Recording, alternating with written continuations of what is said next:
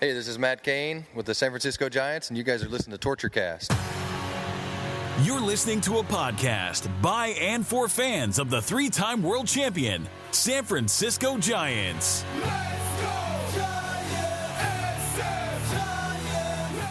With hosts Chad King and Eric Nathanson. This is Torture Cast.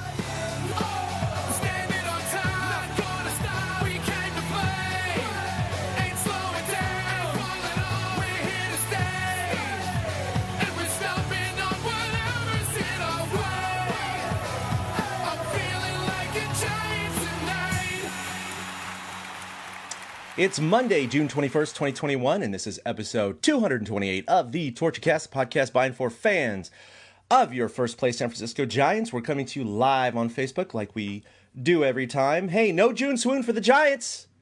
I want to welcome my guests, Willie and Eric. Willie, how you doing? I'm doing fantastic, man. Every day I wake up, I watch the Giants win, and it's wonderful. And then my day is better. It's the best.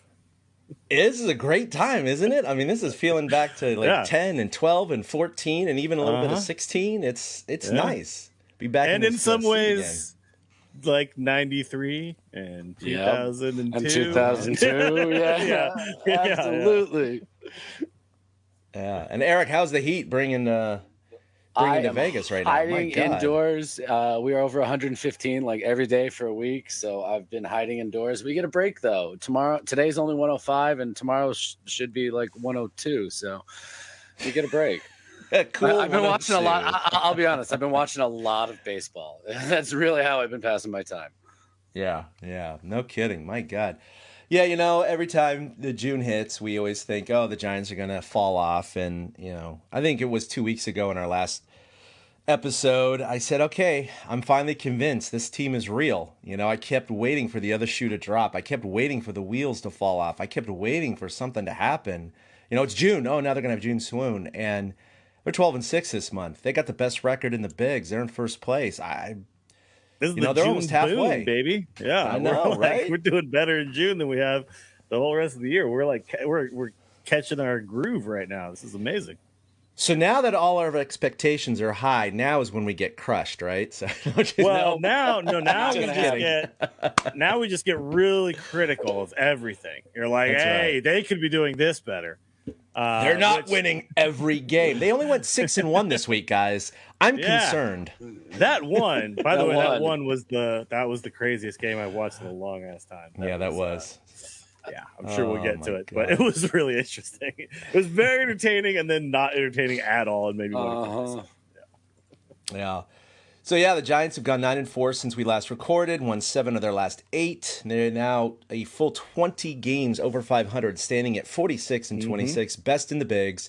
They got a 1.5 game lead over the Dodgers, who of course have the second best record in the bigs. The West is a tough division. Crazy. And a 5-game lead over the Padres. And at this point, I mean, what else do you want the Giants to do? I'm pretty damn satisfied, and I don't know what else we can say. I mean, every day, like you said, Willie, we can start critiquing the small things, but it's been incredible. I think I have it further down. If you want to critique anything, they have 0 walk-off wins this year, but they have 7 walk-off losses. I mean, season's over. Yeah. Actually, I mean, that has been kind of the meme in the Giants subreddit, is that the 9th inning is scary.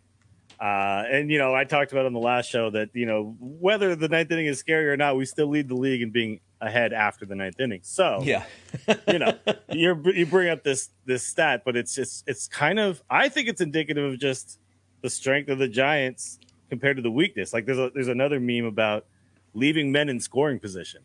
And my argument is we get a lot of guys in scoring position. Yep. Therefore, you're going to leave more of them there. You know what I mean? Because they're not all going to score.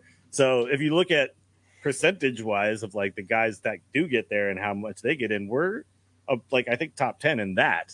But it's just, it looks like, oh my God, we're constantly leaving guys on second and third.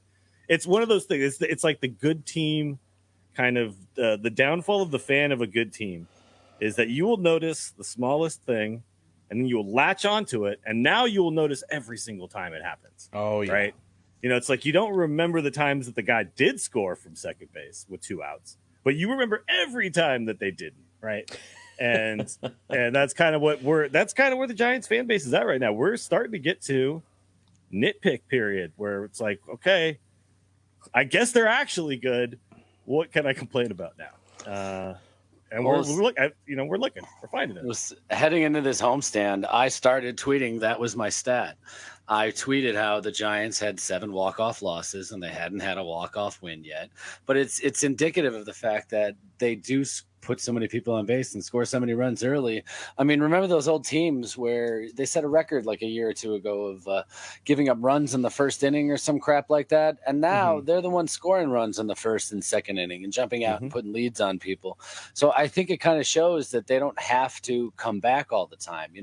Walk-off wins are great, but it also shows that you were trailing the whole time. The Giants, they step on your throat and they stay there usually. Those walk-off losses are razor-thin losses. There's 3 or 4 of them that could have gone either way at any moment. So they could be even better than they are right now. It's kind of ridiculous to think about. So, I latched onto that specific stat. I'm blown away that they're a game and a half ahead of the Dodgers and 2.5 games ahead of everybody else. Because it goes Giants, Dodgers, and then Houston and Oakland. And then they're 3 games ahead of every other division leader in baseball. The Giants on June, 21st? I mean, I didn't see this coming, but you're right. You kind of expect it now. And that's why this week was such a good week. 6-1. You wake up every day, you expect to watch the Giants win, and they go out and do that. Yeah, touching upon those large leads that they build, so they're not going to have a lot of walk-off wins anyway. They're 13-5 in blowout games, which are defined by a win of 5 or more runs. And that's pretty amazing. That's crushing it, right? They've been shut out 4 times, but they've shut out the opponent 9 times. They're 3-5 in extra innings, 1-2 in 7-inning games. But if you take all those away and the walk-off losses, they're 42-19 in 9-inning games. That's astounding, guys. That's like, holy crap. Well, the other thing is, yeah, we don't have walk-off wins, but we do have come-from-behind wins. We just came back in the 6th, 7th, and 8th inning. Yeah, I mean, we literally had a couple of them this last week. I mean, the Yaz Grand Slam. I mean, that's as good as a walk-off, if you ask me. Oh, yeah. So why didn't he do it in the 9th inning? God, Why? I mean, they should have shifted things around.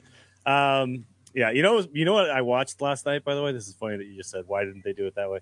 I watched Mr. 3000 last night. You remember that movie with Bernie Mac? Yeah, where there was a technicality. They counted one of his games twice, and he actually needed 3 hits to get to 3,000. But what's funny is there's a whole thing in that where he gets $29.99, and then they're like, we're not going to play you on the road so that you can get it at home. And it's like, that's one of those things of like when somebody's like, that was pretty sweet, but it would have been sweeter if it had been like this. And it's like, you can't ask for that, man. That's just not how baseball works. You take your licks when you can get them. By the way, small fact, and I paused the movie because I was like, holy shit, Buster Posey's in that movie. Buster Posey plays a Houston Astro.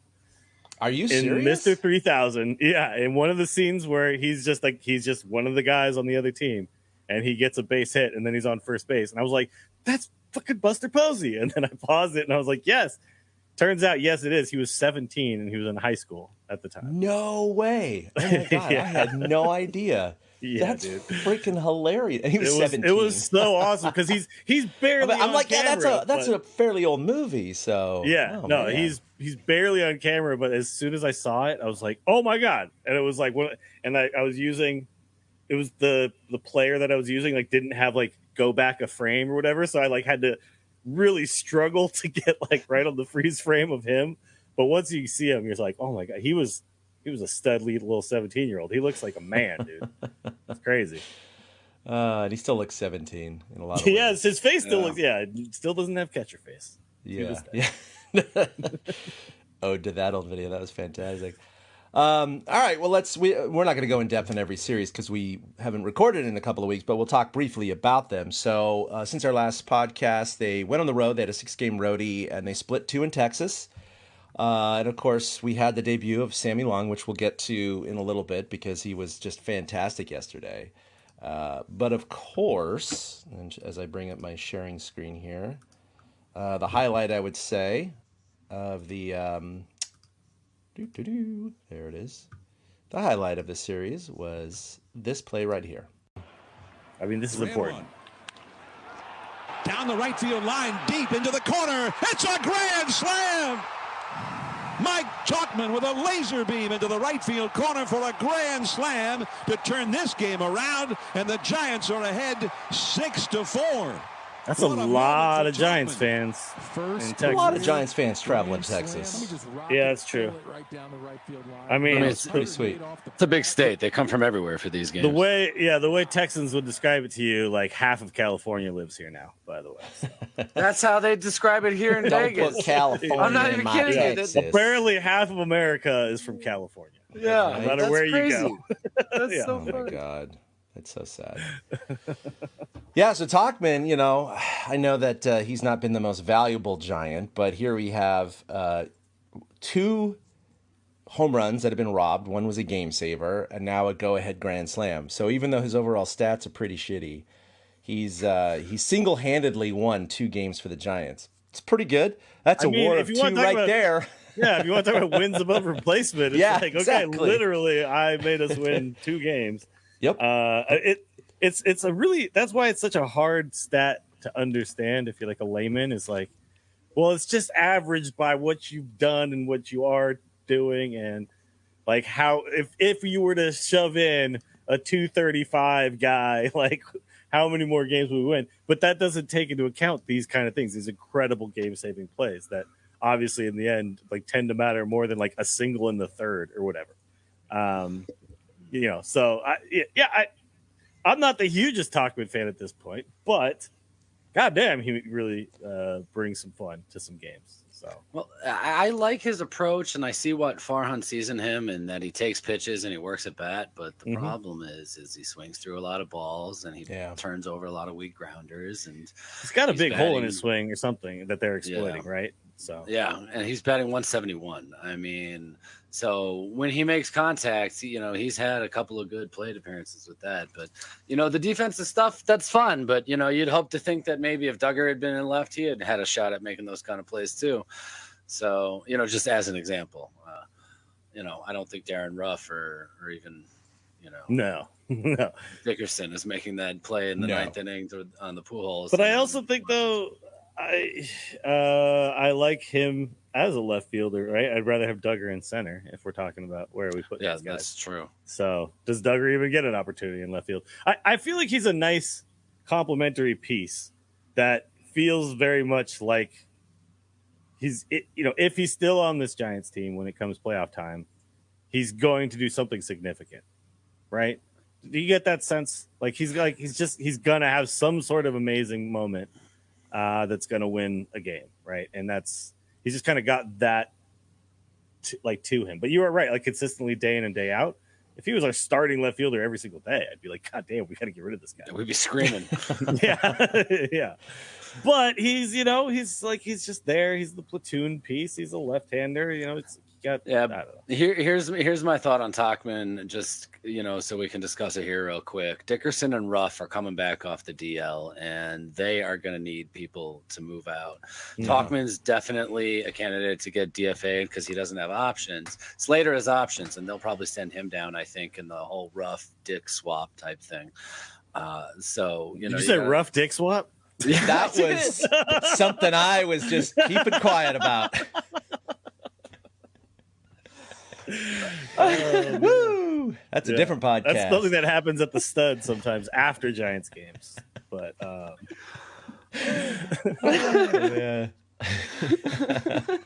fantastic. No, you're right though. He is probably the odd man out. And I was actually thinking about this the other day too. Like when Webb comes back, like Wood might be the odd man out. And it's been like weird that there's like guys who I didn't expect are in spots that we didn't expect them to be. And now I'm like, Farhan don't give a fuck, dude. Like Farhan's like, he doesn't. You're not doing the job. You're out of here, buddy. He has no and I like it, to be honest. I like the willingness to just make the hard move, because I think it's, you got to look at the players look at it like a business. They want to get as much as they can for their money, their contract or whatever. And it's like, you can't just be loyal forever. And I think, Brandon Crawford and Brandon Belt aside, we paid a price for loyalty for a few years there. So, it's like we now got the guy Farhan's in there, and he's like, nah, I don't care. No, I mean, it puts pressure on the players too, in a good way. Sure. I mean, they're not like, oh, I got this locked up no matter what I do over the next month. It's like, no, if you have a 3-week slump, you might be sent down or DFA'd. So, yeah, it keeps the pressure on them. So it's great. But I mean, talked about it ad nauseum. This is just not a team of superstars. This is a team of interchangeable parts. And Farhan's just done an excellent job in getting a lot of depth on this team. So when you have those injuries, like you talked about earlier, it's like, okay, yeah, these 2 or 3 guys could go down, but we have 2 or 3 guys that fill right in, and you don't even miss a beat. It's incredible.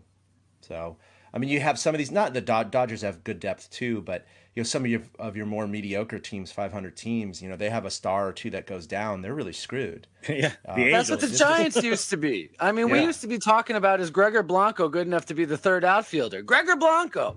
And now we've got these guys coming in and knocking the cover off the ball, and then he goes down, the next guy comes in. Duggar's like, oh, it's my turn to play? Cool, I'll start hitting the ball. I mean, it's just unbelievable. Dickerson and Ruff should be back like within the next couple of days, which is what presents all these conundrums that we end up talking about. Yeah, for sure. So they held serve on the road. They split 4 in Washington. But if you told me going into the series that the Giants were only going to score 3 runs in the first 3 games total, I was like, oh, crap. They won 2 out of 3 of those. Yeah, exactly. Yeah, we won 2 out of 3 of those. Yeah, that was a weird series. And everybody was like doomsaying the Giants offense. Like, oh my God, look at this. I knew this was going to happen. I knew this was coming. Right. And, and at the time, I mean, Longoria is down. Like obviously like pieces are moving around, and we're going to have some games, right, where especially the way our offense works. Our offense works by a guy takes a walk, another guy, whatever, and then somebody jacks a 3-run homer. That's how the offense works, right? Sometimes you're not going to jack a 3-run homer in a game. The wind's blowing in or something like that, and our offense is going to stall out, right? So it's going to happen, and I think people just have to be ready for the fact that we're going to have games where we score, 18 or whatever, and we're going to have games where, 11, 13. We've had some games recently where we've scored a lot of runs, and then we're going to have some series where it just doesn't happen. Yeah, the Giants are second in run differential in the National League. I think third overall behind the Dodgers and the Astros. I mean, every team is going to have 2 or 3 games in a row in which they score just a few runs. It just happens. Now, if it went to, 10 out of 12 games or something like that, yeah, you're going to have a notable dip in your record. I'm never going to worry about, 3 games where they don't hit well. Because look what happened. They came right back home to Arizona. Yes, it's Arizona. It's Arizona on the road. Sure. But they got healthy against Arizona. So, that was fantastic. I mean, they 4-game sweep of a horrible team. Then the Dodgers followed up by sweeping them in a 3-game series. Arizona has now lost 17 games in a row. This is like historical levels of bad at this point, and I feel for them, man. I have some friends who are Diamondbacks fans. It's like they kind of thought they would like the worst years were behind them. It's like, well, sorry. But this, I mean, they broke a record, right? 23 in a row on the road or whatever. That was the record. Yeah. And I think that's where they're at now. They have won 3 games since May 15th. The Giants have won 3 games since June 15th. Yeah. The Diamondbacks, the Yankees have turned 3 triple plays sooner than the Diamondbacks have 3 wins. That's crazy. Yeah, it's unbelievable because the Yankees' 3 triple plays have all been since like May 26th and on. I remember watching the first one live. I was sitting at a bar for it, and I happened to be watching that game. And so they've had 3 triple plays in less than like 3.5 weeks, and the Diamondbacks only have 2 wins during that time. So it's amazing too because somehow they're worse than the Pirates, right? And it's like, and in this season, that was the big. Like the Pirates are the laughing stock of baseball this year, right? People picked the D-backs to be better than the Giants this year. They're supposed to be. Yeah, they're supposed to be above the Giants. They're 26 and a half games back. Yeah. It's June 21st. It's still early. It's still early. They might could finish still 60 games back. mathematically, they could still come back. No, ridiculous. you want to talk about a June swoon? I mean, 17 in a row, and with the calendar, they haven't won a single game in this month. So And they lost like 14 or 15 awful. or 16 in a row right before that. They went they had a streak, then they went win, loss, win, and then they had another streak. Yeah. They need to get out of the West is what they need. They need to stop playing the National League West teams because they're getting destroyed. Yeah. Giants are 6-0 against them. 3 of the best teams in baseball are in their division, and they're one of the worst teams in baseball. That's not a good place to be. That is not. Yeah, I'm sure Bumgarner's kind of going, oh shit. Poor Bumgarner. This wasn't the best decision. I know he had a nice little renaissance over 3 games, and then I know he's on the IL now. But, that's the last game they won on the road was his quote unquote no hitter. That was literally the last game they won. That was at the end of April. That long ago, huh? Yeah, but he also gets to sleep on a bed of money, so he's. Overall, his life is just fine. Yeah. He's got 3 world championships anyway, so he's what was his deal? 85 mil, okay. Something like that. 85 for 5. Yeah. Yeah. Okay, so, he's fine. He's fine. He's fine. I'll take 5 over 5. Thanks. Yeah. Take 1 over 5. That's a lot of horses on that ranch. You know what I'm saying? Yeah. Oh, no kidding. So, the Giants definitely beat up on the Diamondbacks. They got healthy at the stick, hitting 9 home runs, scoring 37 runs in the 4 games. And, of course, their highlight was a 7-0 deficit they were facing against the Diamondbacks, in which they came back. The score was 8-5 in the bottom of the 8th with 2 outs, bases loaded, and Yaz stepped up to the plate. The bases are loaded. And here comes Yaz. So the fans, everybody standing now. The Giants have been playing catch-up all night long. And the possible tying runs are on base now. Yaz is 1 for 4 in the game. There's a high drive to right. Is it fair? Down the line. It is a grand slam into the water. Can you believe it? And they all score, including the man. I love this Diamondbacks fan right here. Diamondbacks fan right there. I know. He's like, all right, I'll dab you up. Have come from 7-0 behind. Yeah, he even gave it up. That was pretty awesome. That was, by the way, that's Baby Bonds right there. I don't know if you guys saw the somebody actually took a photo comparison of Yaz and Barry Bonds swings at like different points, and they looked like exactly the same, like the positions they're in, and like everything about. If you watch, just watch that and think about. Just replace Yaz with Barry in that moment. He's just like a little skinny Barry Bonds. He does the same little bat drop at the back. He's got the bat in the same position. The extension looks the same. He's hitting them out to the same part of the yard. It's pretty funny. I mean, obviously he's not Barry Bonds, but like he looks like 1987 Barry Bonds. Sure, yeah. There you go. Little baby Barry Bonds. That's what I'm saying. Yeah.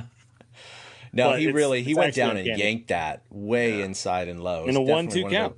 Yeah, Barry Bonds' golf swing. It was fantastic. Well, it was interesting because when he hit it, Kruko kept saying over and over again, he had to be guessing for that pitch. And then when Yaz got interviewed after the game, he said, I wasn't guessing. I just adjusted to the pitch on the fly because I think it was a changeup or a slider on the inside down and in part instead of the fastball that he had, could have been gearing up for. So it also showed Yaz. I mean, he has had such a great approach lately. He's had a few good games on this homestand.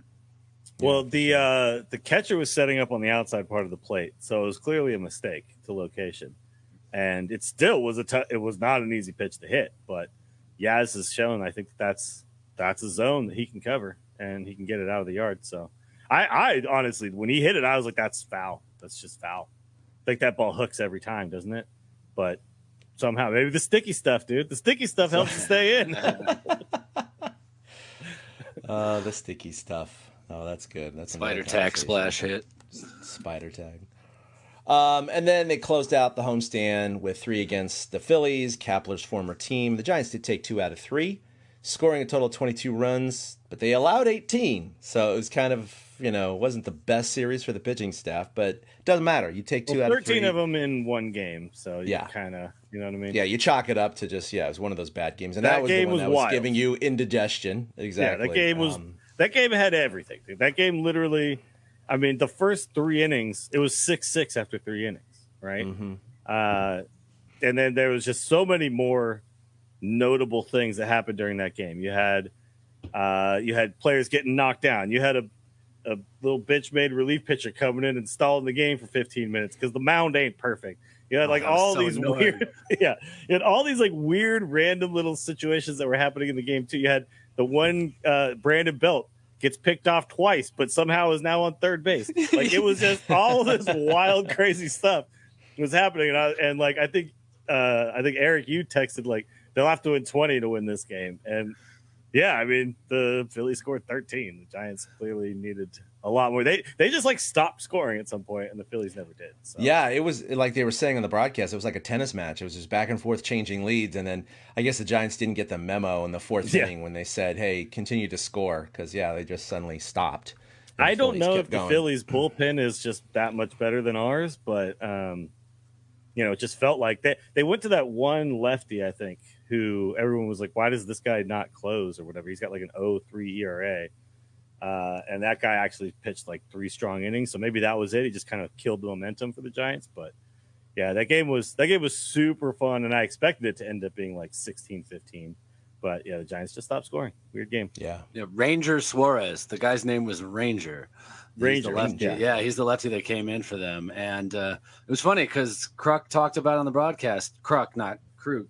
Kruk. So there was a Kruk and a Kruk. That was, honestly spelled the same. Okay, as somebody who apparently Amazon doesn't get Peacock, so I had to go through the internet and stream the games a different way. I mean, I could watch on my tablet and stuff, but I want to watch on my TV. But that was the one thing that bothered me the most about the broadcast. I didn't really mind this combined broadcast thing. I thought it was kind of fun. I thought Jimmy Rollins was fun. They all had great stories. They talked about different kinds of things. Every time they mentioned something, a half inning later, there'd be a flashback to it. I thought that was kind of neat about the broadcast this week. But having a Kruk and a Kruk was, that's the only bone I have to pick with that. It was kind of a little bit of, why did you have to pick those guys? I will say this though, this is kind of this has been my argument forever about how to handle playoffs and World Series. Is you get your one national guy and then you get a guy from either team. Because it was super fun to be able to watch the broadcasters from either team be able to talk about their guys with knowledge, right? That they've watched every single one of their games. Yep. And what I hate is when you're watching the World Series and it's like Joe Buck doesn't know anything about the Giants. You know what I mean? He's watched maybe like 3 of their games all year, maybe a couple of their like Sunday night baseballs or whatever. That was nice. Kruko kept turning to Kruk and saying, so now what are they doing with this guy, to set him up so that they could have those discussions. The best part was when Belt homered in the game that we're talking about, the Saturday game, they were having a conversation and then Belt swung and hit the ball. And all of a sudden you hear John Kruk go, oh, no. And then you hear John Miller go, there's a drive to deep right. It was just really funny to hear that kind of reaction and hear both Kruk and Kruk react to stuff, negatively when it's positive for a certain, select section of the fan base. I thought that was really fun. That was really that one moment. It was just so funny to hear. Oh no. And there's a deep drive to right field. I will say this though. The Phillies guys don't have the same vibe. There was a moment like I love Rollins. I think Kruk is funny. But there was a moment where they showed the bay and they showed some like little kid on like a pedaling boat or whatever. And Rollins was like in the middle of a 10-minute story and just powered on through his story. And there was never, Kruk and Kipe like laughing about some Yahoo in the Cove, like on a weird boat. And I'm like, guys, like you have to stop your story for a second and laugh at this dude. The camera guy took time to find some weird boat in the Cove. It's your duty now to talk about it. And there was a few moments like that where I was like, I get it. These stories are great, but oh my God, they were going on forever about it. Yeah, no, the combined broadcast, I actually enjoyed it. I mean, if they did it every game of the year, no, but for a 3-game series, I thought it was fun. I mean, they did bring a lot of great stories in there. I mean, and I didn't watch too much of the coverage. I was just so busy this weekend. But, Kruk was talking about when they got into the spider tack and substance and how they were all talking about how as infielders, Kruk and Rollins didn't have any problem with pitchers using it back in the day. And they knew that they did. But they had a problem with like scuffing the ball. And then Kruk goes into the story about how he was asked by a pitcher whom he didn't name to keep an emery board in his first baseman's glove. And when he would throw to pick off a runner, he would ask him to scuff it then. He would scuff it in his pocket and then throw it back. And he said the first time he did it, he scuffed it, threw it back, and then the pitcher kind of turned around, felt it, turned around, and then gave him a thumbs up like, hey, thanks. And Kruk is like, we're not keeping this a secret, are we? Dude, so stuff like that I thought was great. But it was good to get a perspective on their, opinion about this stuff. And they even made the point of like, look, these guys are throwing in the 90s. I want them to have some sort of grip. If they don't have grip, they're going to lose the ball and hit me in the head. So, a certain amount of grip is actually preferred. That's the argument that I've heard a couple times too. But like I talked about that video, the guy talked about how people are getting hit at a higher rate this year. So it's hard to say 100% if that's reality or not. By the way, there's a couple things ever since I talked about the catchers like throwing it to the dugout when the ball goes in the dirt. Now I started to notice so many things. Like now a strikeout to end the inning, catcher immediately gets up, rifles it to the first baseman, right? And that's a new thing. That is not how they've been doing it forever. It's always been in the past. The catcher would get it and he would basically just like casually toss it towards the mound. You know what I'm talking about? If there was a strikeout to end an inning. To end the inning, yeah. The Usually catcher you just would roll it on kind the of mound, slowly roll it up to the mound, and then the next pitcher would come up and he would pick that ball up and go. Right. But now it's very clear that every pitcher wants their own ball to be the way they like their ball to be, because they're rifling it to the first. Just watch and notice it. They're rifling it to the first baseman every time. I'm also noticing a lot more outfielders make a catch to win or to get a third out. They're not just automatically turning around and chucking it into the stands as much anymore. A lot more times they're throwing it back in, and that ball is staying within the organization. It's very strange when you start to notice it. You will not be able to unnotice it. Like just how it just feels like they're being very protective of the balls that they're using. It's weird. Aren't they starting this week to crack down their official today's the day. policy? Today's the day, And I mean, if everyone's doing it, I don't really understand this whole like being protective about it. But now I guess this is the day, right, where we'll start paying attention to what happens to ERAs. What happens to guys who are having great years? The fascinating thing to me, watching the Sunday night game last night was interesting. First of all, A-Rod did a demonstration about spider tack, and this moment cracked me up because A-Rod's putting spider tack on his fingers, and he's like, so this is how that they might, and he looks at the cameras and he says, I understand the irony, and I'm sitting here talking to you about cheating and stuff like that. It was absolutely hilarious. Like, very good job being self-aware. Oh, that's good. Yeah, you know what I mean? Like, that's funny. So after that, they were talking about how teams generally, because they know that their own pitchers are using this, they're not calling for balls to be checked by the other team because they fear reprisal. And now there are at least 3 or 4 teams that have come out and said, we're going to start, when this new rule starts, we're going to start asking umpires to check. We're not going to screw around anymore. We're done with the gentleman's agreement, basically, is what it is. And I totally get that. I totally get, the Giants would never want to ask for a ball to be inspected or a glove to be inspected because they'd be worried about their own guys too. But in the new age, if it's another competitive edge to catch your opponent cheating at some point, some teams are going to use it that way. It's really weird that it was the open secret for a while, and they're cracking down on it. And also, from what I read, they just need better baseballs. These baseballs are too slick. The seams are just a little too low. If you watch the Bauer interview, he recommended that rather than this whole years-long tradition of taking the Mississippi mud and rubbing up the balls before the game by a human, that instead all the balls are kind of like put through some sort of a conveyor belt that gets sprayed with an even coat of whatever substance they determine is the best to give the ball the tackiness it needs. And then all the balls are the same. And then you go out there and you say, okay, nobody can use anything extra. The balls have what we want on them, and that's what it is, But it was funny. During that interview, Bauer holds the ball up like this, and it's literally just sticking to his to his palm.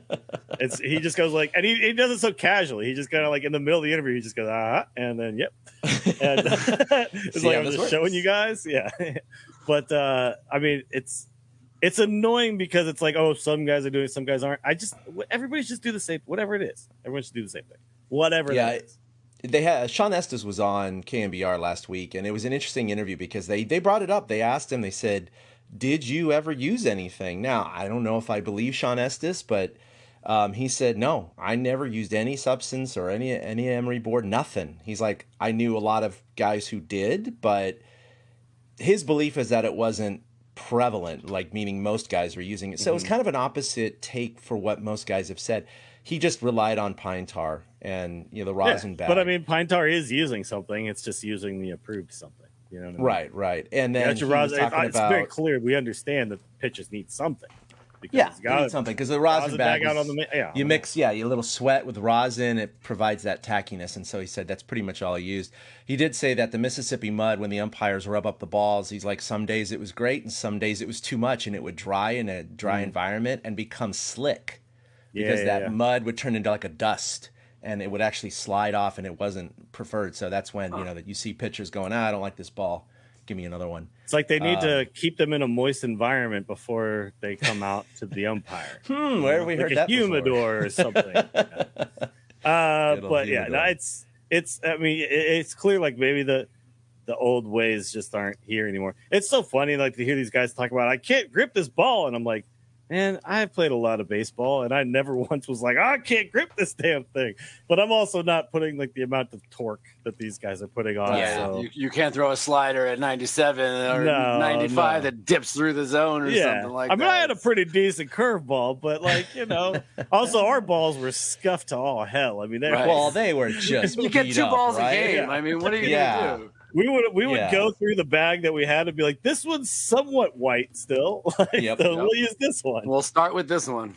Yeah. See how long it lasts. Ah, crap! It went over the fence. Yeah, foul ball. Freaking pond in the back now. That's our best ball. You go get it. You hit it all the way to the pond, man. Sorry. Well, speaking of curveballs, we had Sammy Long have his first official MLB start yesterday in front of his father on Father's Day.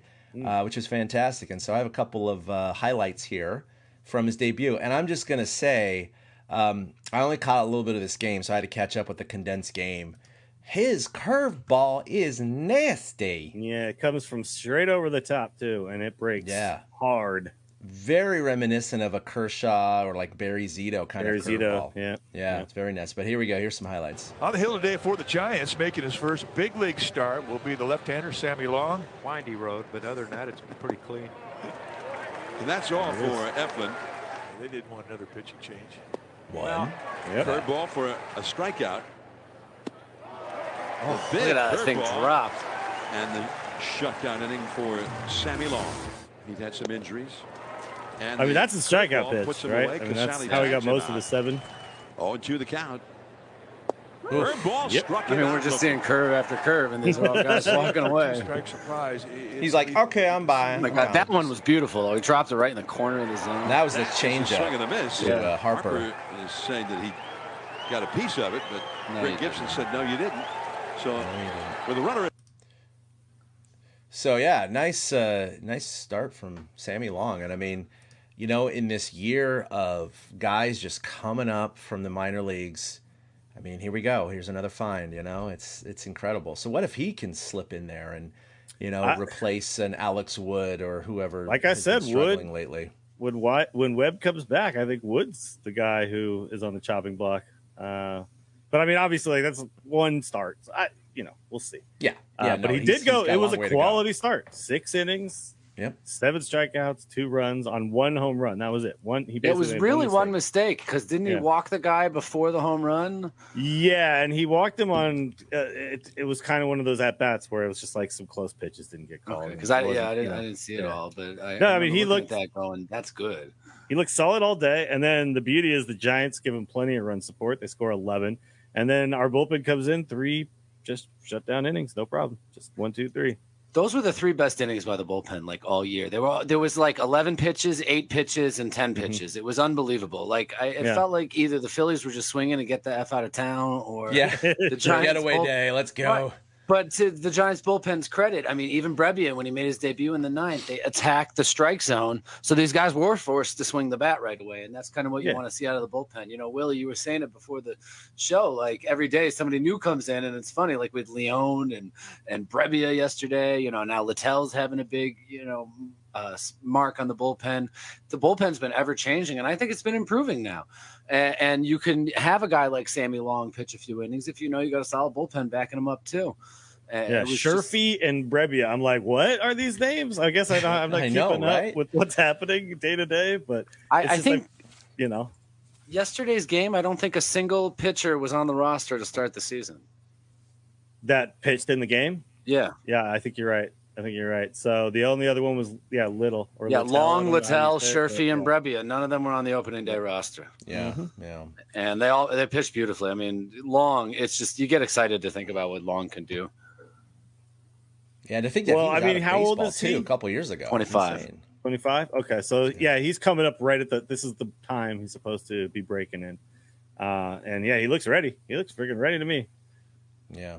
You know what's crazy, Eric, is you're saying that, you know, the bullpen's been so much better lately, and we were looking for things to complain about, right? And not too many people have been complaining about the bullpen as of late, and the season-long stats bear that out. So the Giants right now actually have the fourth best total ERA in the National League at 3.32, and the fourth best starting ERA at 3.23. They're third in the National League now in reliever ERA at 3.46. That was well over 4 just, 3 or 4 weeks ago. So they've really brought that down now to be actually ranking-wise better in ERA than their starters. So, again, they've corrected. They're doing better. So, yeah, they have 7 walk-off losses, but, I mean, the Giants overall, the bullpen's been just fine. I mean, you got to give credit. We were talking about this pre-show, and I said it. You got to give credit to this coaching staff. It is just unbelievable. I was reading something about DeSclafani was talking about how the coaching staff will present him with options, and the one that he feels best and most comfortable with is the one he'll follow through on.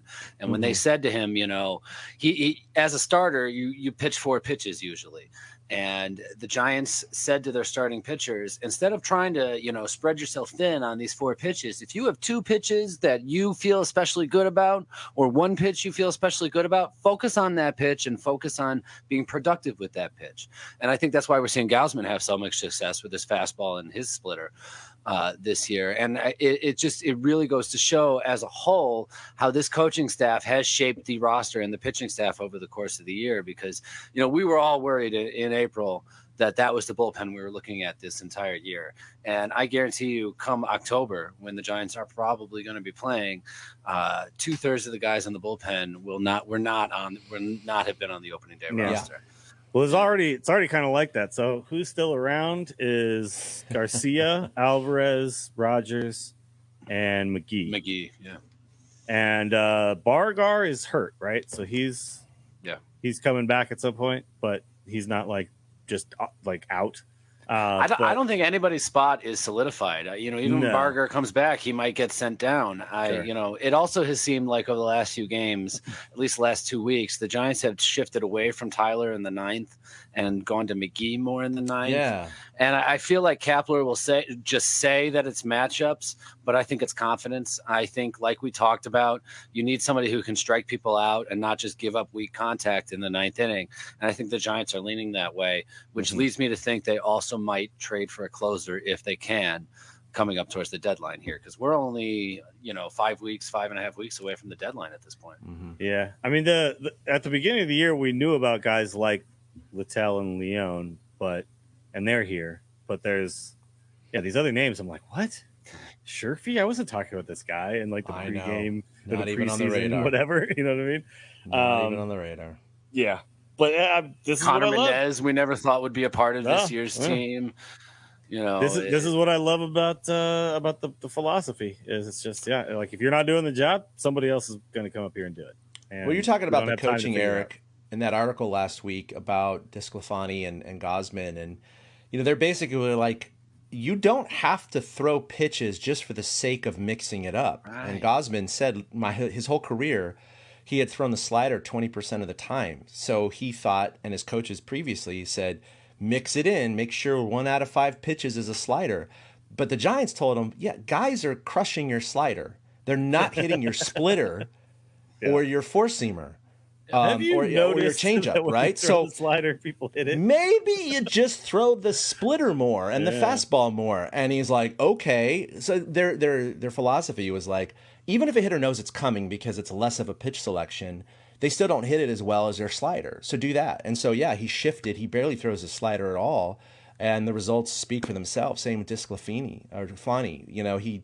Same thing, was told, look, you got to stick with these pitches, eliminate these to a certain extent, just concentrate on your strengths. And he did, and it's working wonders. So there's something about the coaching mentality that's come through, where old school baseball was like, hey, if you have 4 pitches, use all 4. And it's like, well, if one of the 4, the batting average against is 300, maybe you drop that one, or at least throw it twice a game. Don't rely on it. Make it the surprise pitch. Well, you can use it as like your 0-2 out of the zone pitch or something like that, just to remind them it's there. But you don't have to try to throw it in high stress situations.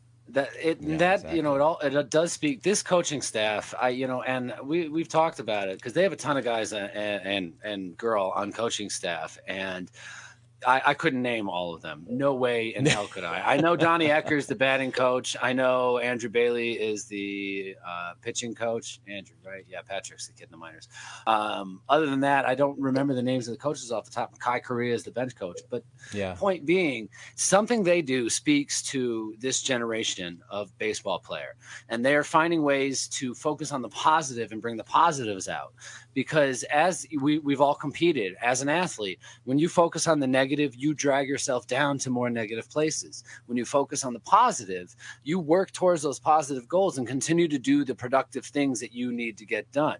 So a batter will listen and say, when there's a runner on second and nobody out and they need to move him to third, left-handed batter will try to pull the ball in that situation. And other times he might not have, but they have lined up to be positive. And then if, other better results happen, that is just because you were set up to succeed. It's just really impressive to see how the Giants overall are setting everybody up to succeed. This philosophy, I'm with you, Willie. This just Farhan being able to identify talent makes this philosophy work. So these coaches can work with these players. This is, this is unbelievable. This is not something I expected to watch. We're watching them grow before our eyes, and it just makes you excited to think about how much better they can actually be. How do you feel like Ron Wotus is handling the fact that he's just the only guy still there? I was just looking at our staff, and I'm like, none of these guys were around. And it's funny you talk about, I don't know who these guys are, where in the past it was, Mark Gardner is the bullpen coach and Eckersley, like familiar faces. And now it's like, these guys are all clearly here for a reason. They're all, doing something that's sticking out and working. But these are not ex-ball players. It's not a bunch of ex-ball players. This feels like that's what's crazy about it is that a lot of them never played in the majors, let alone it's clearly a bunch of people who studied the game in other ways and got to this point in other ways. That's really interesting.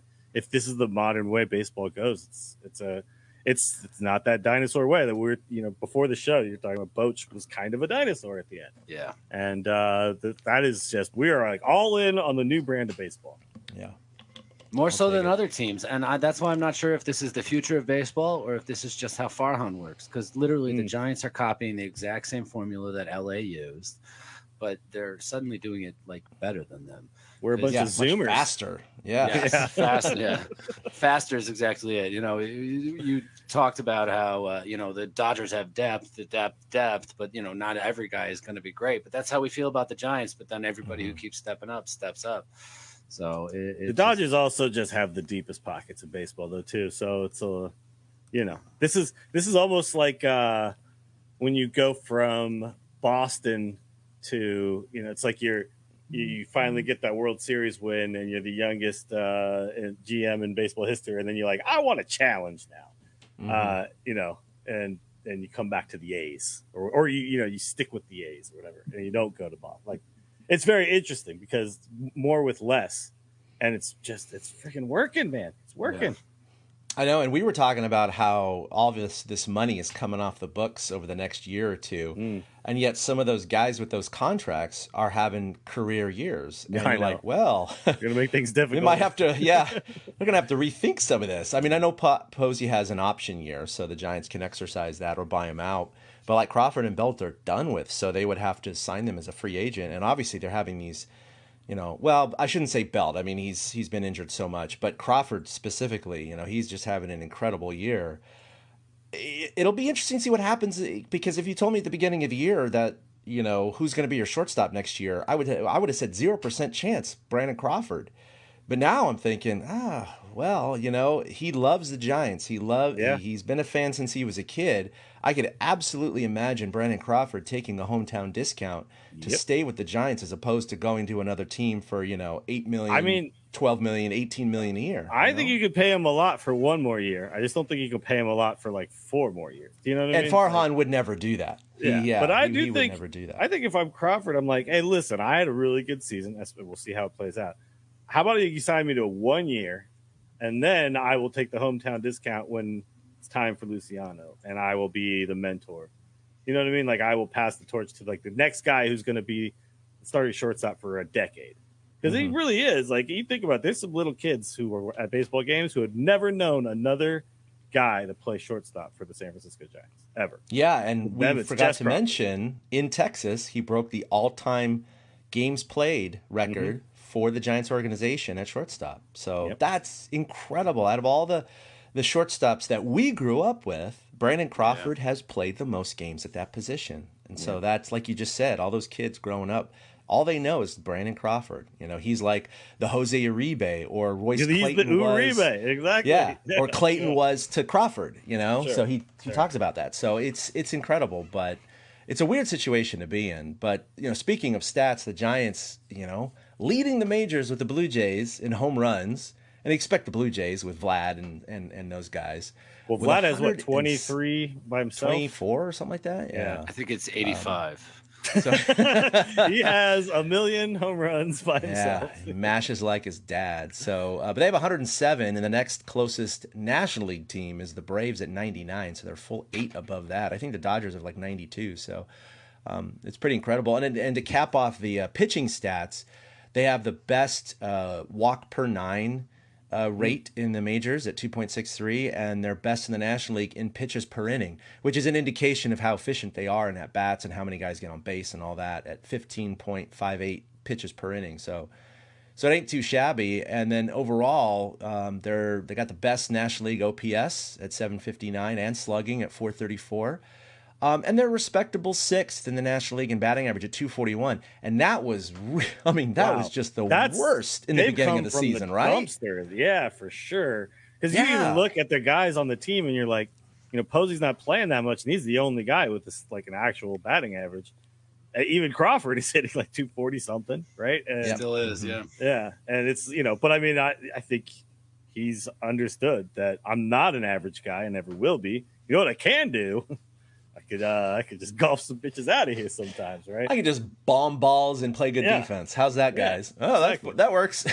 And that's modern baseball right now. So he's clearly kind of just adjusted his game to work with what's proven to work. I was talking to Ty about this because it is weird when you start breaking down teams based on these stats. You go like, well, why are we the best team in baseball? Because Ty's assertion is that the Astros should definitely be the best team in baseball.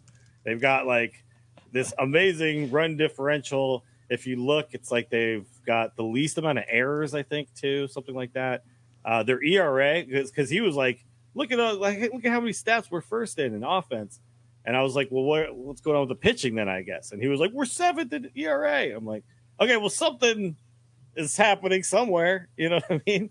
But it's when you break all this stuff down, it's like, I think this is why you can say that the Giants are doing so well, because it's this kind of culmination of all of these things. We're not like, oh, we dominate in this one thing.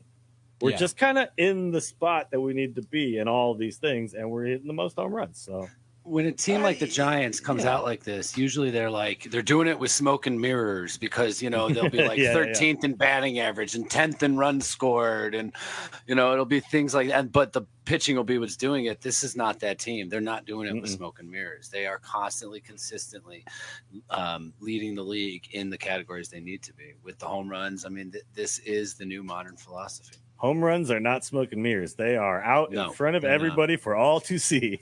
You talk about it. The Giants have played 11 home games in June. I got this stat, Kerry Crowley, and they're 9-2 in those 11 games in June, averaging 7.36 runs per game. They've hit 23 home runs in 11 games. Crawford has 3.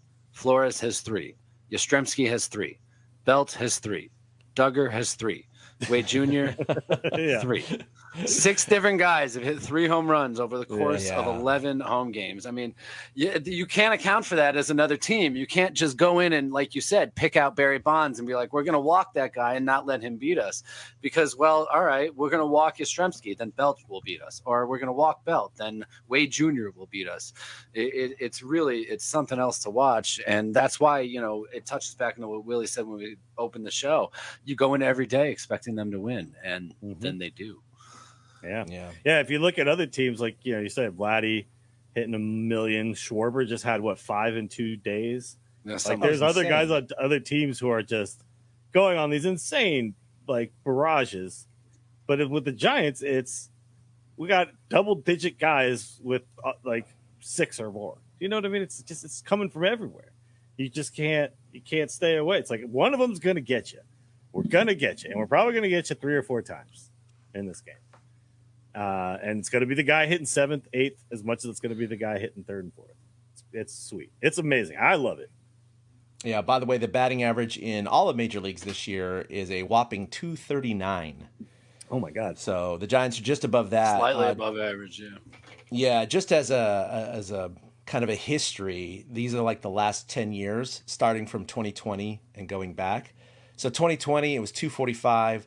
252, 248, 255, 255, 254, 251, 253, 255, 255.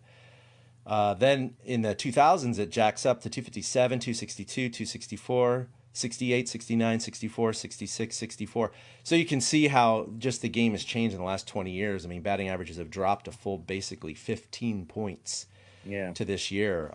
Yet they're scoring 7 runs a game at home. I mean, that's ridiculous. You'd think that the scoring would go down, but it feels like the scoring's going up. I mean, that's why they have a plus, 90-something run differential? Yeah, no, they're just doing great. So just kudos to the Giants, like you said. I mean, their batting average and some stats, they were kind of lingering near the bottom, but they've been picking that up lately, and it really shows. Chad, you didn't go back far enough, by the way, in that. In 1930... The average batting average, the average batting average, 292. Oh, wow. Yeah. You're an all-star. Everybody, I mean, no one was hitting the ball out, but everybody was getting on. Right, yeah. There was no home runs, crazy. But there was no shift either. If you go back to 1894, 309, as far as I can tell, that's the only season where it was over 300. 309. That's crazy. Dang. There's definitely been other pockets, though, in time in the history of baseball where the batting average has gone down. I think the 70s. Yeah, late 60s, early 70s when they lowered they lowered the mound in 1962 or something like that? Mm-hmm. Oh, sorry, 1968. Yeah. 1967, it was 242. Yeah, 1968, it dropped to 237. One of the few times it's actually lower than it is right now at 239. So that might be the That was also, time. I mean, you think about that era. That era was dominated by pitchers. Right? Yeah. The best players in the 70s were all freaking pitchers. Baseball, what a consistent sport. Pretty amazing, except for the power. So anyway, it's their record, 24-10 at home, 22-16 on the road, nice and balanced. I mean, again, playoff teams are going to be at or slightly above 500 on the road. They're holding serve there. It's been great. I mean, we're almost at the halfway mark, right? They're 20 games above 500, and if you include the last 20 games of last year, this is a really huge sample size. So I admit I'm fully a believer. I was 75 wins this year. Yep. It's got to be. They only have 29 more wins to get to that point, and that should be no problem in 90 games. Obviously, unless something horrible happens. I'm not expecting some massive just fall apart. Like I'm just not expecting it now. No. I really think that, and they kind of proven it this year so far, is that regardless of a bad game here, give up a walk-off win or whatever, they just seem to bounce back. They haven't had any consistent losing streak. They haven't really had a consistent winning streak either. Like I think the most is maybe like 5 in a their row. Longest is 5. They've done it twice, and their longest losing is 3. So they haven't ripped consistent. off like 13 like the A's or anything like that. You know what I mean? They've or the freaking Rays. What did they get? Like 17 or something crazy? Yeah, and now guess what? The Rays have lost 6 in a row. It's a current streak. So it's like very consistent. It's like because we don't have. I mean, yes, obviously, we have an ace, but we don't. It's like our ace isn't like we have a bunch of guys who all kind of come out and consistently put together a good effort. And we have a bunch of guys who come out consistently. You don't have, your star went 0 for 4. You're not going to win that game. Like that's not how the team is built. So the team feels built for consistency, which means it feels like when you get to the playoffs and getting a run is really difficult, which it tends to become once you get to the playoffs. This feels like the kind of team that's going to thrive in that scenario. Like I'm looking at this team and I'm going, why not? Why not this team? Why not this team to win everything? I don't see a reason at this point. Why not? And, if they do have to play a wild card game, which at this point, they got the division set in their sights, and that may or may not happen. But even a wild card, you got guys like Gosman who could take the bump on that one-game playoff and, just dominate. But speaking of playoffs, it's interesting. There's so many sites out there. Playoffs? You talking about playoffs? We got I just picked out 3 sites, some of the more popular sites in terms of their percentage odds. And I thought it was striking how Baseball Reference – they put the Giants at almost 97% chance of making the playoffs, but most other sites like 538 and Fangraphs put them at a more, I wouldn't say reasonable, but maybe more realistic 75, 76%. But considering where they started at the year, 5%, 10% chance of playoffs, I mean, clearly these sites are coming around going, oh, well, yeah, I mean, they have a pretty decent shot at least getting a wild card, especially against the Central and the East, which the non-division winners, the Giants would have to have a worse record than them. And those chances aren't exceedingly high right now. So I don't know. We don't have to talk long about this. I just thought it was interesting how Baseball Reference is like nearly 100% guarantee, and the other two are like, 3 out of 4 chance. And pretty good. I just looked at it too, 9.3% to win the World Series. Yeah. 1 out of 10. I'll take 1 out of 10. I'll take 1 out of 10 every single time. Let's go. Hell Fangraphs has them as 1 out of 50 to win the World Series. Oh my God. All right. Yeah. To make it's well, I was going to say they are 76 to make the playoffs, but only 40% to make the LDS. Yeah. Well, because that one game wild card is such a 50-50 coin toss. But what I thought was interesting too is Fangraphs also predicts the Giants will finish, and this is with current data. This isn't from the beginning of the season because they thought 70-something wins. They think the Giants will finish at 91 and 71. That's 20 games above 500. They're 20 games above 500 right now. So if you look at their remaining schedule, Fangraphs lists them as 45 and 45. And I'm just going, how do they think a team that's 20 games above 500 will suddenly and magically just play 45 and 45 the rest of the way?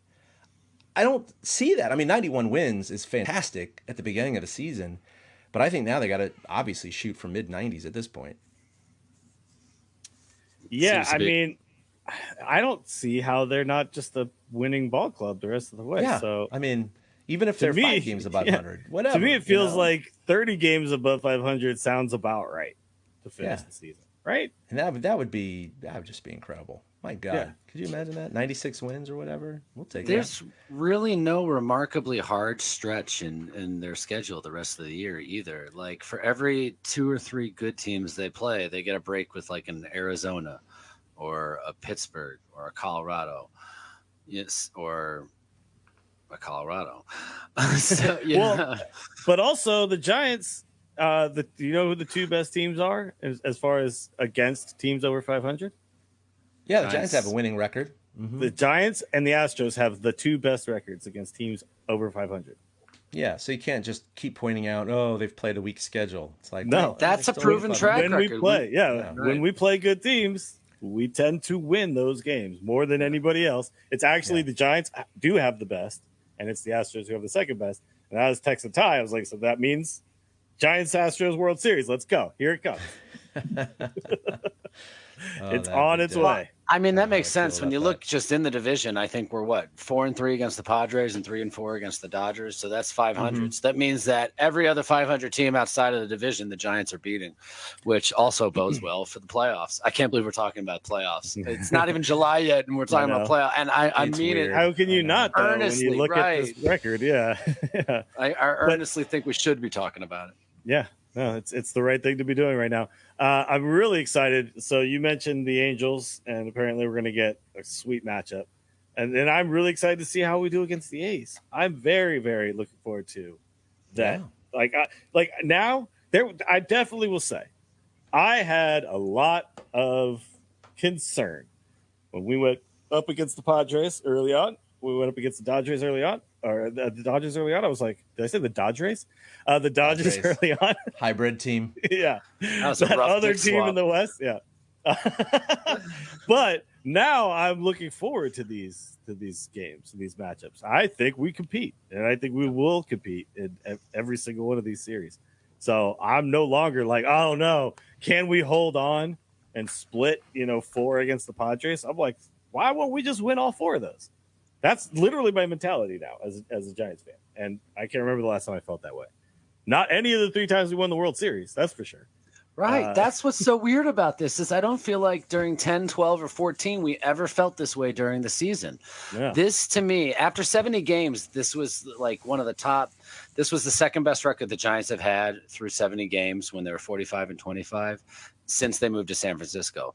The best record, I believe, was in 93. And this is the type of team that reminds you of a 93 or, an 02-03 type team. It reminds me of those a lot more than it does any of the championship teams. Like this team is dominating in the regular season in such a way that we have not seen in a long time in San Francisco. Yeah, it's just that incredible. Actually 93 was the last time I was like, oh, we're just going to win every game. We're always going to win. What are you talking about? Yeah. And that's why when we lost to the freaking Braves, it was that's why when we lost to the Braves, it was so horrible. Because it was like, what? 103 wins and you don't get in the playoffs? How? Yeah, I can guarantee you 103 wins will get you in the playoffs this year. It will get you in the playoffs. No question. Yes. Will it win the West? We don't know yet. So maybe not. We'll see. That would be pretty. Yeah. That's what's going to be crappy is if the Giants finish as good as we think they can now, and the Padres and Dodgers also finish as good as everyone predicts. All 3 teams are going to be like between 95 and 103 wins, which means that it's potentially one of those teams doesn't go. 2. It could be 2 of those teams face each other in the wild card, and they both have what would be division-winning records in any other division or most of the divisions, right? So, and they get relegated to a 1-game coin flip, and it just then it sucks. Would the winner of that wild card game then go on to have to play the NL West winner because they'll probably have the best record as well? If that's kind NL of West winner. I know, right? If it has to me, it's like it is. They're gonna all kill each other. I mean, that's why. Yeah, last year that would have happened if the Giants had made the playoffs. Yeah, they would have played the Dodgers. Had the wild card. They started right away, right? Anyway, they would have faced the Dodgers if it wasn't the Brewers. So that's why it was going to be so epic. But could you imagine that playing a wild card game to beat San Diego, to then go have to play LA, even though you're like 5 games better than the Brewers or the Cubs or whoever the hell made it from the NL Central. Right. I know. You know what I mean? Or I'm the just Mets. Sure. No, I'm just gonna say it though. Like this feels to me like the Giants are just gonna be in first place all year. Like it's just crazy. Like you look at the Dodgers today, went 8-2 in the last 10.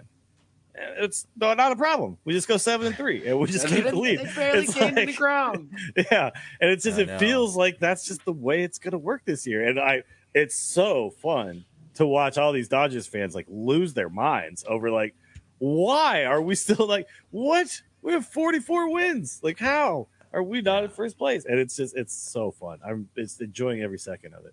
But it's just I don't know why it's just got that feel. It's got that feel like it doesn't matter what happens. It doesn't matter what they do. We're just gonna keep doing this. Well, speaking of interchangeable parts, we had quite a few transactions and injuries. I'm not going to go every single one because it's just so many over the last 2 weeks. But I'll talk about the notables. Of course, John Brebbia was removed from the 60-day IL after his Tommy John surgery, so he made his debut yesterday, looked good. Connor Menez, who started the season really good, kind of was chunked in that opener the other day, or that appearance the other day. So he was sent down to the minors. Aaron Sanchez was transferred to the 60-day IL. So what was he on? Was he on 15 or was 30? I don't remember.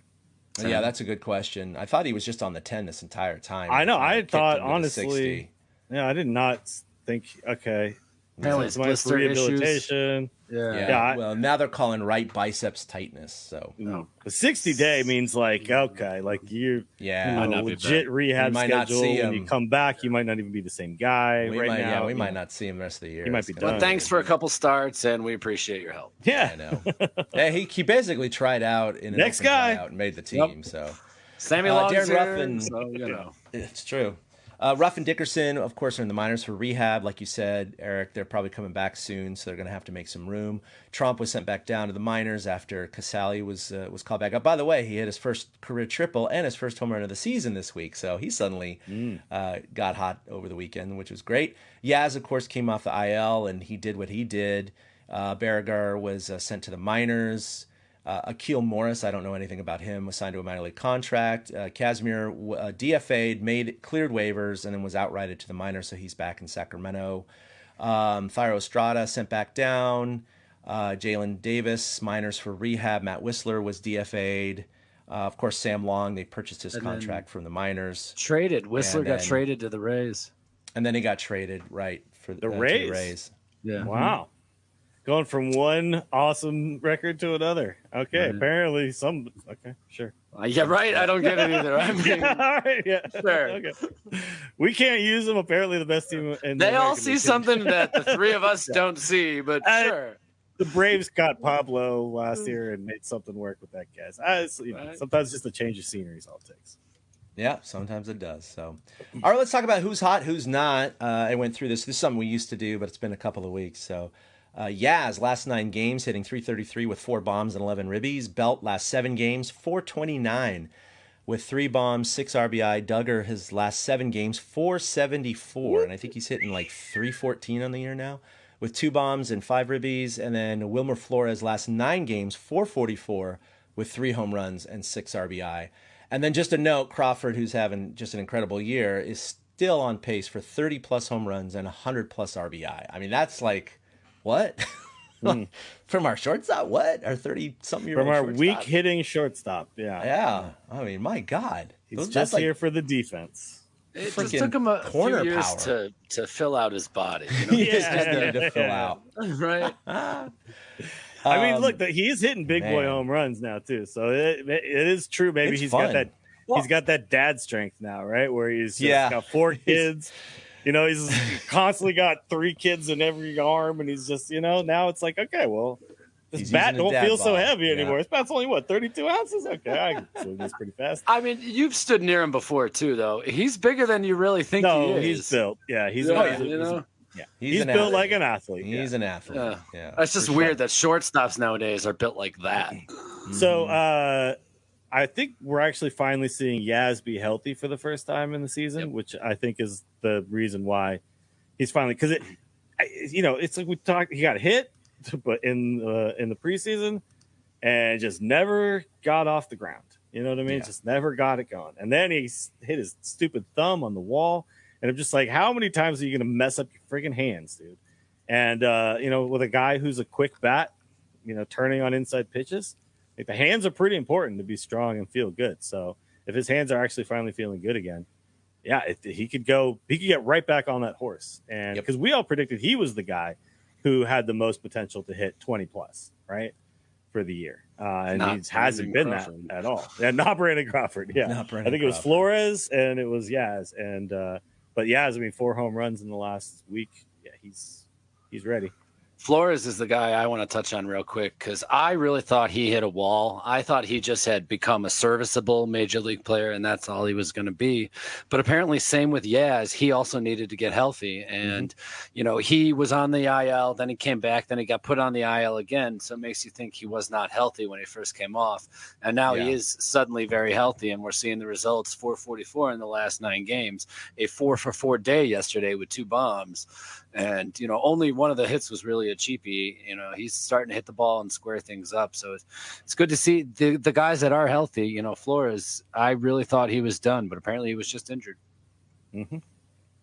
Yeah, and that's how it's been, I think, for the Giants all season. Is we've had a lot of guys dinged up, and this is not. We still haven't seen them at their full form, their peak strength, which is kind of scary to think about.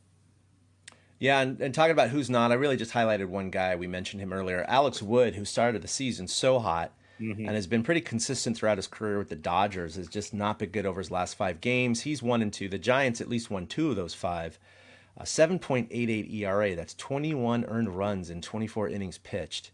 And he's allowing a 269 batting average against. He can't seem to find it. I mean, he has funky mechanics as it is, but he's just not hitting his targets, and he's a really emotional guy. But it's been kind of disappointing because he was someone that I thought was actually going to come in and do a really good job, and he still can. His ERA is just above 4 right now. I think his career ERA is 3.5. But like you guys said, if he doesn't start picking it up, he could be one of those guys that gets removed from the rotation in the coming weeks. Spider tack. Yeah. I mean, it's possible. It is. But the thing is, though, he's been slumping longer than they've been talking about cracking down. So I don't know if that's really what's going on. I think there's something else. I honestly feel like he could be one of those guys where when Webb comes back, he goes down, but can get it together again and come back and be a solid contributor later on. Because it does feel like, something's mentally going on here. I don't know, obviously, if something's physically wrong, but it just feels like in his lot, especially in that start against Philadelphia, he just looked shaken out there. And they showed that shot of him arguing with Kapler, trying to say, look, I want back in. And Kapler's like, no, dude, no. You've allowed runs in every single inning, all 3 innings. You're not, and it's bad every inning too. It's not you got a couple of bloops and then a blast. It was, no, you're walking guys. Guys are getting over. Guys are hitting the ball hard. You just don't have it right now. And but I have seen him have it. I know it's in there. Got to let it out, man. Got to let it out. All right. Well, All-Star voting opened a little while ago, and of course, I voted a few times. I'm sure you guys have. Currently, Buster Posey does lead all catchers. Crawford is in 4th at shortstop, and only the top 3 advance. Now, this isn't to say that he can't be placed on the roster later by the manager, of course, or the players. But wait. What do you mean only the top 3? I thought that only the starter was the fans. Is that not the way it works anymore? No, it does. But the top 3 advance for the final vote or whatever. Yeah, I don't know what the new one is, but I know they changed. Because I thought back in the day it was the starters, the 9 starters were decided on by the fans, and then the manager just picked a bunch of guys. Right? Yeah. Wasn't that usually how it always happened? Now they have the 12th man or whatever vote. They have okay. Yeah, I know. They have players and managers and coaches vote on another set. But that's whatever's changed this year. Yeah, I'm not sure what else. I know the top 3 advanced for the final vote, but I don't understand how that works. So it's a little bizarre. But I do think that he's going to end up on the All-Star team at some point, somehow, as a reserve. But we'll see. He deserves it. So get out there and vote. As far as the rest of the team, it's been the talent has been, the production, I should say, has been spread across everyone. There isn't anyone that's at an all-star level, right? The performance collectively is an all-star level, but not individually. So I think your guarantee is really Buster Posey, and then as far as pitchers, it might be Kevin Gausman, who will make the team, and then maybe a Brandon Crawford. Other than those 3, I don't really see anyone going at this point. Do you guys? No, and I don't think I really care, honestly. No, it doesn't matter. It's funny how these years where there's either a super popular vote where 7 Yankees make the starting infield or whatever the crap it's been in the past, even though some guy's hitting 210, or the team that's in first place, or the sexy team like the Padres, gets 7 guys on the team. That's not the Giants. They are just doing it business blue collar style. And they're probably only going to have 2 to 3 representatives, and none of them starting. Well, Buster Posey. Buster will start, yeah. Buster will start. But yeah, there's not going to be a lot of starting based on he's at this point he's it's the name alone, right? It's in basketball, having a like good year. Durant will be injured and still get like the most Yeah, votes or whatever. but- It's like that kind of thing. I don't think Buster's up there leading if he's not having the year he's having. I think No, that's true. but he's hitting Yeah. like 4 home runs and he's hitting like 250. I don't think that his name recognition would get him that far. Yachty, I think, would have. Yeah, better it'd be name Yachty Air for recognition sure, and that's at that point. And we were talking about Darren Ruff and Dickerson coming back. I have some breaking news. Uh-oh. Alex Dickerson and Darren Ruff are both back from the injured list. Lamont Wade Jr. and Jason Vossler have been optioned to AAA. Wow. Okay. Well, they have options left, so That's exactly Wade it. Jr. Options. Yeah, I'm and kind he's of been- sad to see Lamont Wade Jr. I love get him. He's like a options. I Belt know. Jr., but better. Yeah. yeah. He's and the fact that you can stick him at first base or in the outfield is just so nice. But with Ruff coming back, that takes away his first base that's possibilities. The same guy. I know. Yeah. Right. And it's options. That's why they did it. So No, they're going to keep holding on to Talkman. So my prediction there was totally off, but they're going to keep giving Talkman would have been a the shot. guy. Yeah. I mean, it's got to be a thing where if they let Talkman go, he just goes, right? So Right. I think they're worried about losing him overall, and that's why they don't want to get rid of him just yet. So Wade Jr. and Vossler go down. Vossler surprised me a little bit too, but because he's been playing really well at third, covering for Longoria. But I guess because Flores has been playing so well there, they feel okay. Flores, he faced a righty yesterday and went 4 for 4. So I think that was their test to see if they could send Vossler down so they don't have to platoon all the time. Yeah, that's a good point. Yeah, he had a really good day at the plate. All right, well, coming up, the Giants have an off day today, an off day Thursday, so maybe they can reset everyone. They got 2 down in Anaheim against the Angels, and then 3 back at Oracle Park against the A's. And yeah, it's going to be fun against Ohtani. I guess it's like, is that game 2 that happens? Yeah, it's Wednesday afternoon. All right, that's going to be a lot of fun. I'm supposed to go play pool on Wednesday. I might have to just cancel that, and I got baseball to watch, baby. Is that a nationally broadcasted game or anything like that, or is that going to be? I totally could see MLB Network picking that up. I mean, it's a 1 o'clock. It's a what is it? It's a 3 o'clock game by you. Yeah, that I could see being picked up by MLB. Yeah, it's a midday game on a Wednesday. Come on. They always pick those kind of games up. Yeah, right now it's listed as NBC Bay Area, but did the same. All right. Right. By the way, I don't know if you guys saw, Ohtani has said that he will play. He will participate in the home run derby. Yeah, I heard about that. Pretty cool. And Vladdy just came out today and said he won't participate in the home run derby. Come on, man. We totally got robbed. Why you got a LeBron James us over here, dude? It's like, yeah. He has in the past, though, right? So it's not like he's never done it, but. Yeah, well, he did it 2 years ago, and he tanked like the second half of the season. So I think Junior's afraid of that happening. But I love Ohtani's enthusiasm. The guy's like, I'm here to play ball. Let's just play ball. I think, honestly, what they need to do, they need to change the way they do the home run derby to not be so much of a test of endurance and more of a just like, you don't have to hit 40, like just hit some long ass ones and just shorten this whole damn thing up. Because it's like hey the guys, dunk contest. Speaking of 3, shortening it up, I have to go real quick, so I got to end the broadcast. But I just want to say thanks for. I know it's kind of odd. I needed to be done by 1, but that's okay. For episode 228, we'll be back next Monday for episode 229. Follow us, of course, at TortureCast on Twitter, Facebook.com/TortureCast, TortureCast.com. For Willie, for Eric, this is Chad signing off, and we'll see you next week. Peace. A big thank you to everybody for listening to the TortureCast, the podcast by and for fans of the San Francisco Giants. Follow us on Twitter at TortureCast. You can also like us on Facebook or check out our blog at torturecast.com. I also want to say thank you to Ashcon and Bailey for letting us use their song Feeling Like a Giant for our intro. For Ben Lee and Chad King, my name is Willie Dills saying, we'll see you next time.